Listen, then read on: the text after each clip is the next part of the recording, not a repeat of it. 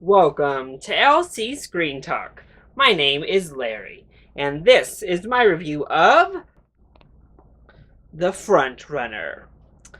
So we had two different poster designs. We have this kind of scandalous looking version, and then we have this pretty sleek, pretty cool version that looks kind of like a campaign ad or poster. So, fun little poster designs handed out at the screening tonight. Well, we're here to talk about the film, not the artwork. The Frontrunner tells the real life story of Gary Hart, somebody from my home state of Colorado, whose road to the Democratic nominee in the 1988 presidential election went off the rails thanks to his personal transgressions coming to light in an unprecedented way.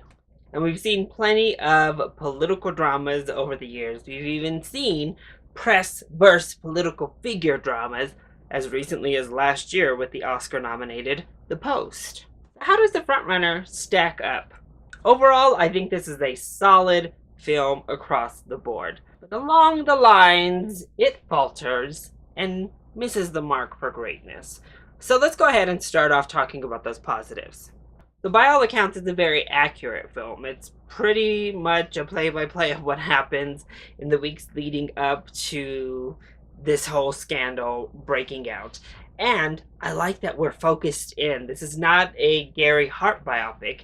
It's telling the story of a specific event. So we don't get all this backstory. We do go back to his run in 1984 to start off the film, just to kind of show him getting involved in the political scene and getting his name out there, so on and so forth.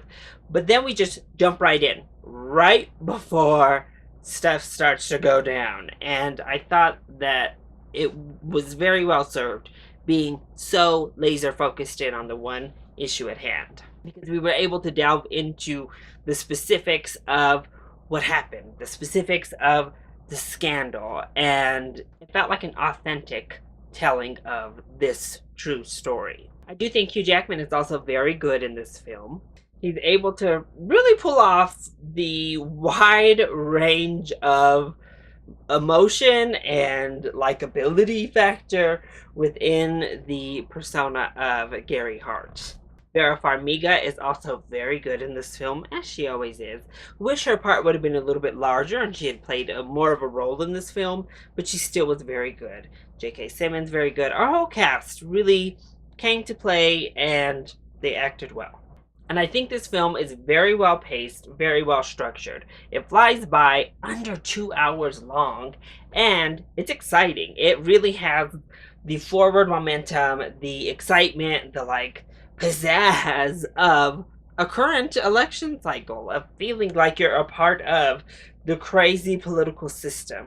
And I think that really served it well. It differentiated it from so many of these political dramas because it had life, it had breath, it was edited very sleek, it looked beautiful, it always had that energy. It's also very witty. I think the script overall is very strong.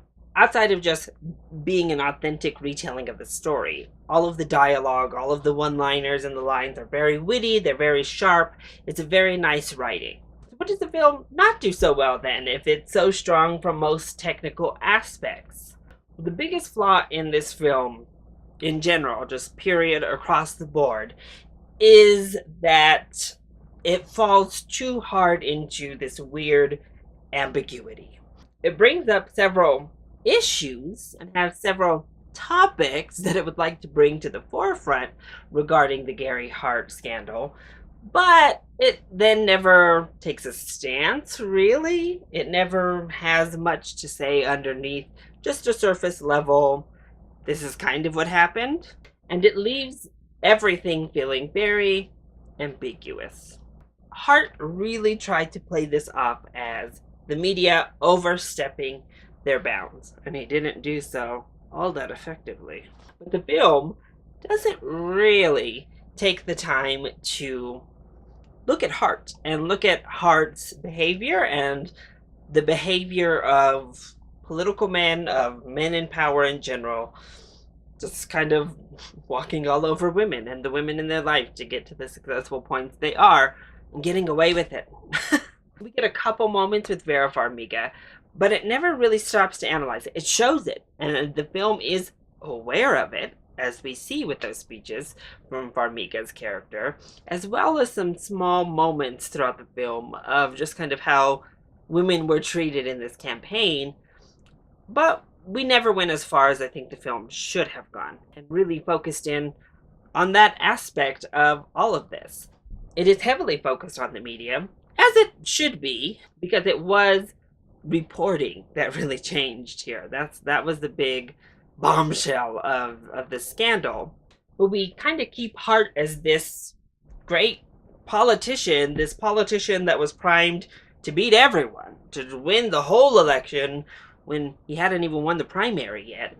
Because his ideas were radical and his ideas were great, but his personal life and the fact that reporters reported on his personal life drug him down. So the ideas were sacrificed due to sleazy reporting. And again, that's all well and good. That is a case to be made. That is a story and issue to be analyzed. And again, the film only lightly touches on it. It presents it, and then it just leaves it at that surface level. We get questions of like, hey, you said this is immoral, and now look at where we are. But then again, we never go any deeper. We never go into any analysis. We never do any more work than that. This is a strong film, which on every technical level, I think, is a solid film, an exciting film. If you're into political dramas, I think you'll really have a good time with this film. But although it moves and has that pizzazz and has some flair to it, it just is very surface level. It deals with some really hefty topics, but can never seem to break through and do anything with them, do anything interesting with them, certainly. Even when we get this wonderful speech from Hart at the end, that really reflects current day politics, and we get this beautiful, like, full circle moment of how this really did change the political landscape all the way through to current day. Even that, they don't know what it's really saying, or even necessarily why it's so relevant, and scared to really go there. So overall, The Frontrunner is solid. It is a solid film. It is well made. It just doesn't go quite deep enough to jump that next level, to be as good as something like The Post from last year, or even The Ides of March, or any of the big political thrillers that we've seen throughout the years. We do have some great performances, some witty writing, so if you are into political dramas, if politics is your jam, then this is worth a matinee ticket price. It is definitely a solid film across the board, and it should be seen. Otherwise, I'd say give this a very solid rental. It's worth checking out at some point. I just don't know that you necessarily need to pay theatric prices for it. So, that is my review of The Frontrunner. I hope you enjoyed it. If you did, go ahead, click like down below, and subscribe to the channel so you are always up to date on our latest videos. Also, join in on the discussion. Are you excited to see The Frontrunner? And what is your favorite press versus politician film? Let me know either in the comment section down below, or you can hit me up on Twitter. I love you all so much for your support. Mwah! Thank you for watching, and I'll see you next time. Bye!